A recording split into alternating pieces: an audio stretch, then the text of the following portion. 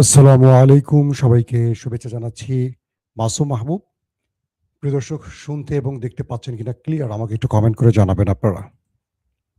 সব ঠিক আছে কিনা? সাউন্ডের একদম ক্লিয়ার? ওকে। অনেক কমেন্ট আসে আমার সাউন্ড নাকি খুব কম আসে। আমার গলার আওয়াজ বোধহয় কম। আরো চিৎকার করে কথা বলতে হবে না ভাই? আমি আমাকে কয়েকদিন সময় দেন। আমি আলাদা সিস্টেম আনার জন্য আমার সাউন্ড ইঞ্জিনিয়ারকে বলেছি নতুন একটা সেটআপ তৈরি করতে। পুরো সেটআপ লাগবে। সেখানে কিছুটা সময় লাগবে আমার। এটা সিলেক্ট করে আবার সেট করা। লাইভে আমি আবারও বলি, লাইভে আসলে সাউন্ড বুস্ট করা খুব কঠিন কাজ। একটা সিস্টেম আমার পুরো লাইফটাকে কন্ট্রোল করছে। আমি খুব একটা করছি না। তো এই সিস্টেম যতটুকু অডিও ছাড়ে ততটুকুই আপনারা শোনেন। আবার এখানে বাড়ানোর কোনো অপশন থাকে না খুব একটা। একবারই আমি এখন চিৎকার করে বলতে। দর্শক, চলেন আমরা অনেকগুলো গুরুত্বপূর্ণ খবর দিব। আলোচনা আজকের একটু হার্ড লাইনে করতে হবে। বুঝতে পারছেন? আমি আপনাদের অনেকের কমেন্ট দেখতে পাচ্ছি। জি, আমি নাম না বলি আজকে, বা সুযোগ পেলে পরে বলবো। এখন আমি আপনাদের আসল খবরে নিয়ে যাই। প্রথম খবরটি হলো, আমেরিকার কপালে হাত পড়ে গেছে যে ইরান কি করে একদিনে 6টি বিমানকে তারা শেষ করলো। এতদিন আমেরিকা, ইসরায়েল ইরানে ঢুকতো, আরামসে মেরে চলে যেত। কিছু কিছু তথ্য সূত্র বলছে এ পর্যন্ত ইরানের ভেতরে 100টি অ্যাটাক, 1,00,000 অ্যাটাক হয়েছে। 100 নয়, দুঃখিত, 1,00,000-এর অধিক অ্যাটাক হয়েছে। 1,00,000-এর অধিক, বুঝতে পারছেন? তার মানে এই দেশটির মধ্যে 1,00,000 অ্যাটাক হয়ে গেছে, মিসাইল বা ড্রোন। একটি তুর্কি সংস্থার খবর। এর আগে দেখলাম যে মার্কিন যুক্তরাষ্ট্র দাবি করেছে তারা আরো দুদিন আগে তারা 1,000 না 11,000 অ্যাটাক করেছে। এখন প্রশ্ন হলো, যদি 1,00,000 অ্যাটাক ইরান করে থাকে, ইরানের উপর করে থাকে, সেই ইরানটা এখনো দাঁড়িয়ে আছে কি করে? সেই ইরানটা এখনো শত্রুকে পাল্টা জবাব দিচ্ছে কি করে? প্রশ্ন উঠতে পারে না? এমন একটি দেশ এত বড় আক্রমণ হজম করে দাঁড়িয়ে আছে শুধু না, শত্রুকে চোখে চোখ রেখে জবাব দিচ্ছে। কি জবাব দিচ্ছে?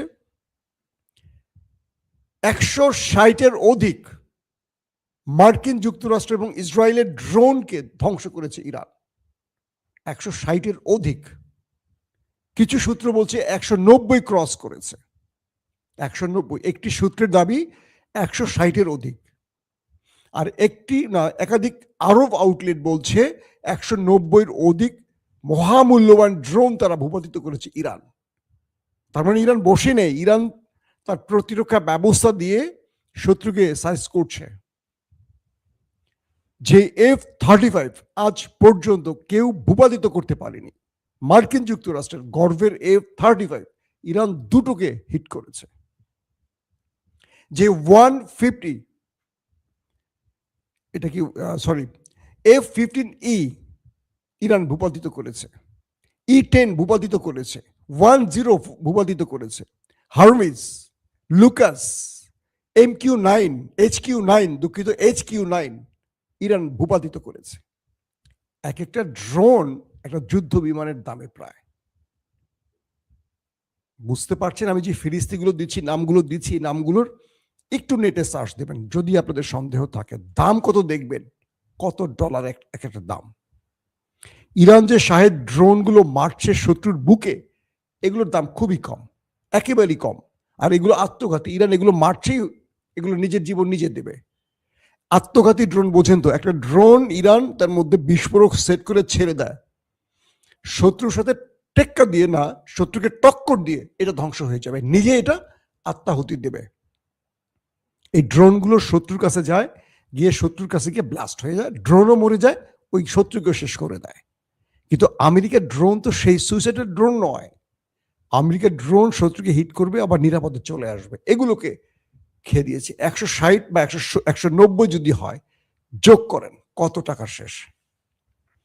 20-এর অধিক মার্কিন, 20-এর অধিক কি 24-এর অধিক মার্কিন বিমানকে, যুদ্ধ বিমানকে হিট করেছে। এর মধ্যে রয়েছে 5 থেকে 6টি শুধু রিফুয়েলিং ট্যাঙ্কার বিমান। আজকে করেছে। এর আগে একই জায়গায় 3টাকে করেছে, মনে আছে তো আপনাদের? ইরাক আর কোথায় কোথায় সৌদি আরবে বসে থাকা।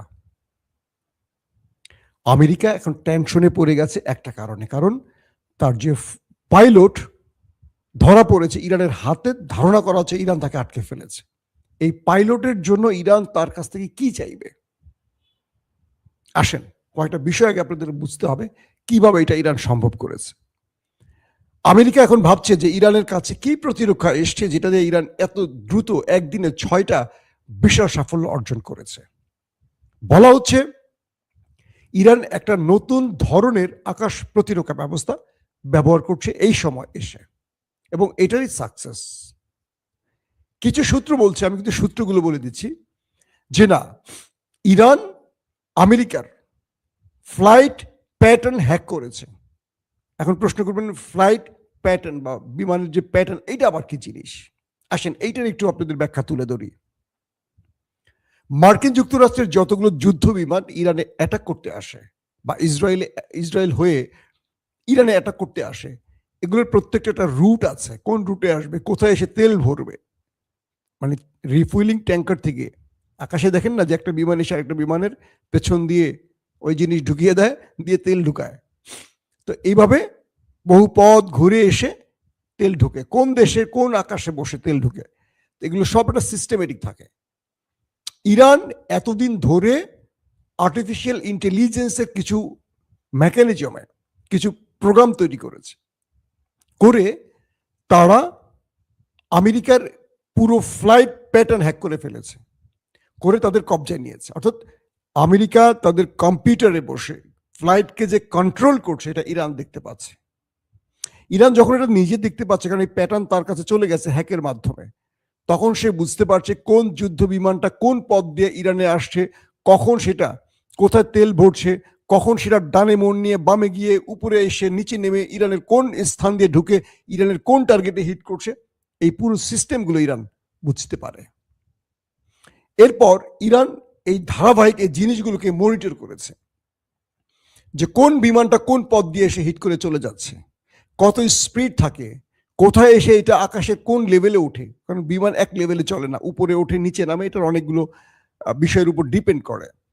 ইরান কোথা থেকে বেশিগুলো আক্রমণগুলো করছে, কি ধরনের মিসাইলগুলো ব্যবহার করছে, কোন কোন পাইলট সেটার মধ্যে থাকছে, তাদের মধ্যে যে ইন্টারনাল কথোপকথন হয় সেখানেও কিছু জিনিস ইরান শুনতে পায় এই ফ্লাইট প্যাটার্ন হ্যাকের মাধ্যমে। ইরান বলছে এটা হ্যাক করে আর্টিফিশিয়াল ইন্টেলিজেন্স ব্যবহার করে এটার গতি, প্রকৃতি, অবস্থা, দুর্বলতা, সক্ষমতা সবকিছু ইরান হাতিয়ে নিয়েছে।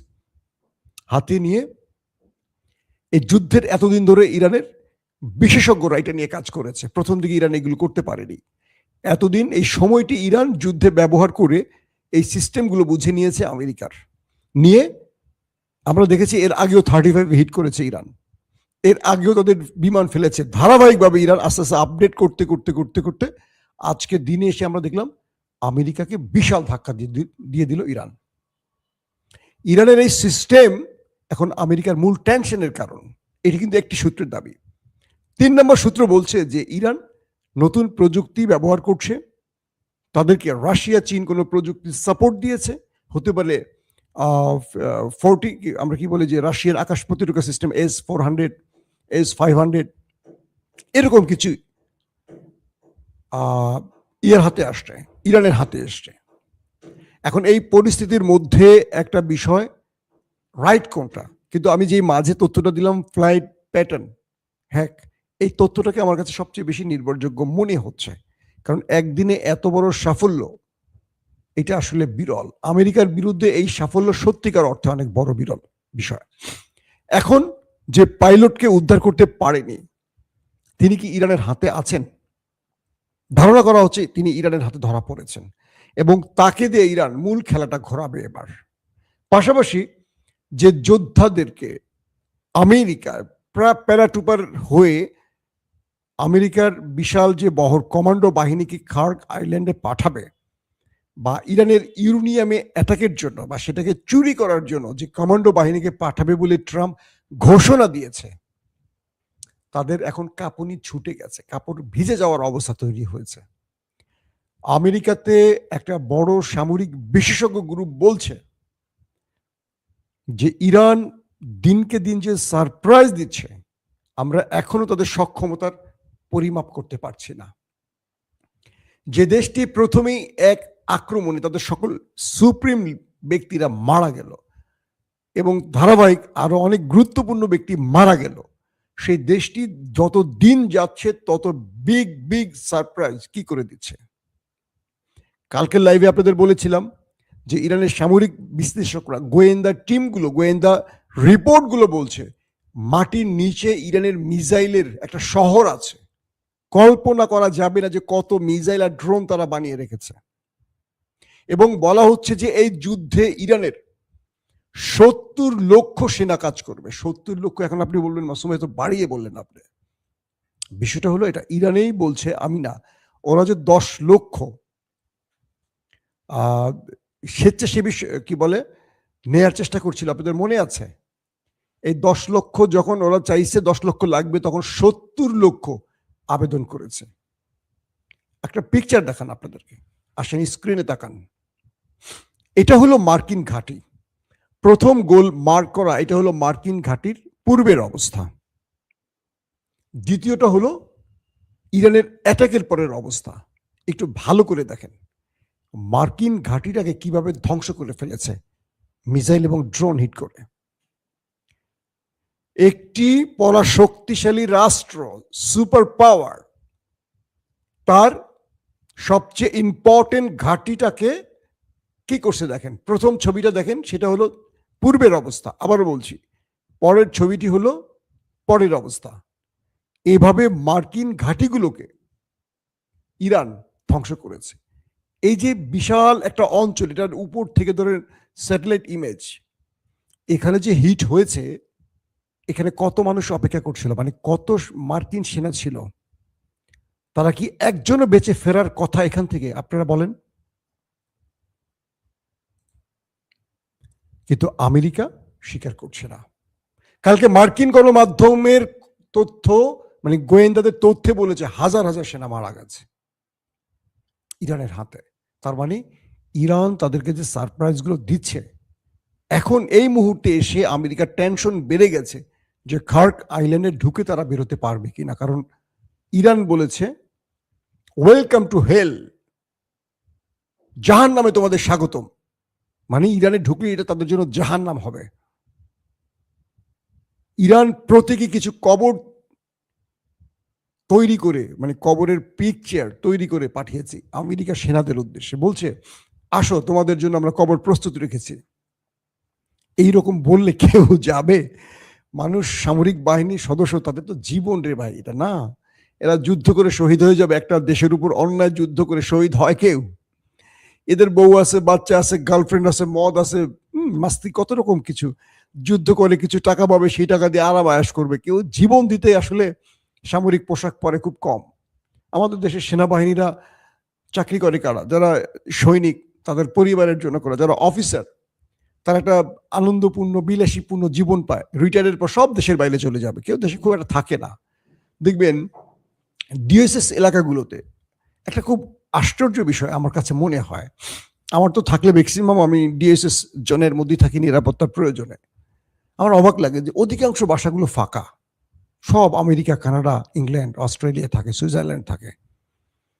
ঢাকাতে যখন আমি রাস্তায় হাঁটি, দেখি কত মানুষ ঘুমানোর জায়গা পায় না, ঠিকানা নেই, তাদের আশ্রয় নেই।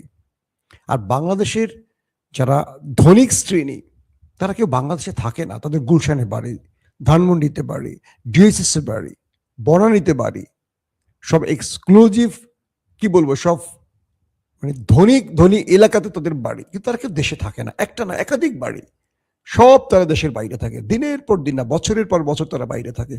এই 10 বছর পর, 5 বছর পর একবার আসে, অথবা মরে গেলে লাস্টও আসে কিনা জানি না।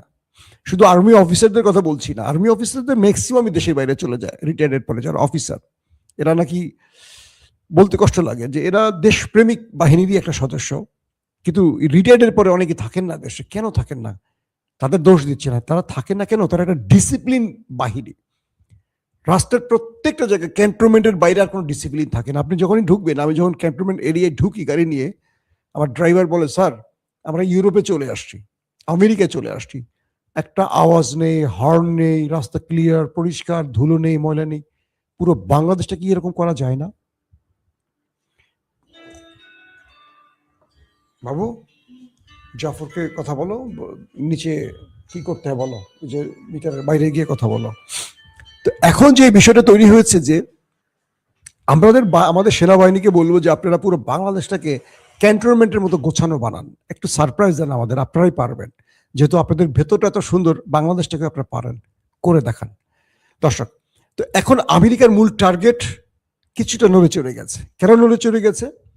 যে ইরান যে সারপ্রাইজগুলো দেখাচ্ছে, এখন ওদের ভয় ঢুকে গেছে। ইসরায়েলেরও একটা জেট আজকে ফেলে দিয়েছে ইরান, ইসরায়েলের জেট। ইরান বলছে আসো তোমরা, তোমাদের জন্য আরো স্বাগত, সারপ্রাইজ আমাদের জন্য আছে। তো ইরান এই সময় এসে এই তো এত বড় বড় খেলা দেখাবে, এটা আমেরিকা কল্পনা করেনি। একদিন আগে ডোনাল্ড ট্রাম্প বলেছিলেন এই পৃথিবীর এমন কোনো শক্তি নাই আমেরিকার সেনাবাহিনীর কাছে দাঁড়াতে পারে, প্রযুক্তির কাছে দাঁড়াতে পারে। একদিন আগে ট্রাম্প বলেছিলেন এই পৃথিবীতে আমেরিকার বাহিনীর সামনে দাঁড়াবার মতো আর কেউ নেই, তার প্রযুক্তির সামনে দাঁড়াবার মতো আর কেউ নেই। আর সেই আমেরিকার F-35, F-16, F-18, F-15E, 15, Harvis, Lucas, তারপর তাদের কি বলে MHQ-9 শেষ করে দিয়েছে, তাদের রিফুইলিং ট্যাঙ্কার বিমান শেষ করে দিয়েছে। কল্পনা করা যায় কি করছে আমেরিকা আর কি করছে ইরান। তো এখানে এসে এখন বলা হচ্ছে যে যুদ্ধের মোড় ঘুরিয়ে দিচ্ছে ইরান। 48 ঘন্টার সময় চেয়েছে ট্রাম্প ইরানের কাছে, যে 48 ঘন্টার জন্য একটা যুদ্ধবিরতি দেয়। ট্রাম্প চেয়েছে ইরানের কাছে, আমেরিকা যুদ্ধবিরতি চায়। Can you imagine? আপনি কল্পনা করেন তো, আমেরিকা যুদ্ধবিরতি চায় ইরানের কাছ থেকে। তাহলে বুঝতে পারতেছেন ঘটনা কোন দিকে যাচ্ছে। আরো সারপ্রাইজ দিবে ইরান, ওয়েট করেন। আসছি রাত 11টা থেকে 12টার মধ্যে আরেকবার, ইনশাআল্লাহ। আল্লাহ হাফেজ। ওপেন দাইস মানে সত্যকে সত্য বলা, মিথ্যেকে মিথ্যে বলা। আমরা শোনা কথা নয়, চোখে যা দেখি তাই বলি।